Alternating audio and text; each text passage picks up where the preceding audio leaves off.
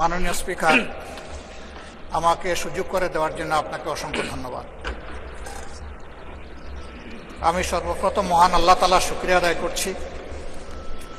আপনাকে ধন্যবাদ জ্ঞাপন করার পাশাপাশি সারা দেশবাসী এবং বিশেষ করে আমার নির্বাচনী এলাকার সম্মানিত জনগণকে ধন্যবাদ এবং কৃতজ্ঞতা জ্ঞাপন করছি। তারাই আমাকে এবং আমাদেরকে এখানে কথা বলার সুযোগ করে দিয়েছেন তাদের মূল্যবান ভোটের মাধ্যমে।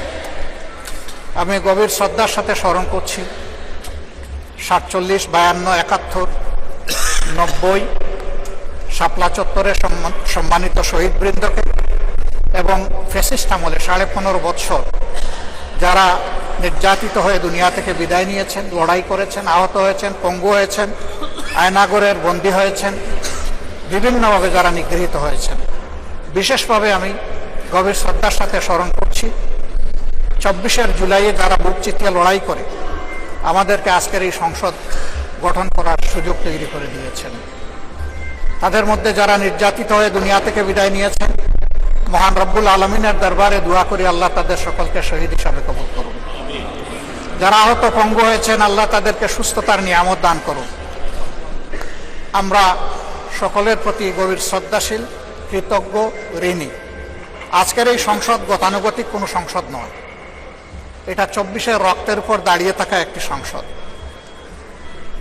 আজকে আপনি এই মহান সংসদের স্পিকার বা অভিভাবক নির্বাচিত হয়েছেন এবং আপনার সাথে ডেপুটি স্পিকার হিসেবে জনাব কায়সার কামাল সাহেব নির্বাচিত হয়েছেন। আমরা দুইজনকেই অভিনন্দন জানাই। মাননীয় স্পিকার, বাংলাদেশের স্বাধীনতার পরপর 55টি বৎসর আমরা অতিক্রম করে এসেছি। এই দেশের সংসদ এবং সংসদীয় রাজনীতি সত্যিকার অর্থে খুব কম সময়ে কার্যকর ছিল।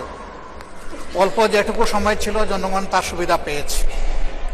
বেশিরভাগ সময় ফ্যাসিজমের কবলে পড়ে এই সংসদ ছিল অনেকটা দামি সংসদ, অকার্যকর।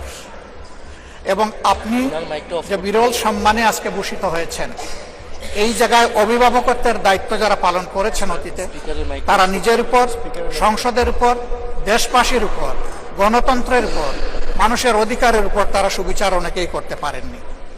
আমরা আশা করি আপনার এই অভিভাবকত্বের জায়গা থেকে, আপনি যদিও একটা দল থেকে নির্বাচিত হয়ে সংসদে এসেছেন, কিন্তু ইতিমধ্যেই আপনি ঘোষণা দিয়েছেন যে আপনি জাতীয়তাবাদী দলের স্থায়ী কমিটির সদস্য পদ থেকে পদত্যাগ করেছেন। এখন আপনি সকলে, আমরা মনে করি আপনার কাছে সরকারি দল এবং বিরোধী দল আলাদা কিছু হবে না। আপনার কাছে আমরা সুবিচার পাব। জাতির কল্যাণে যে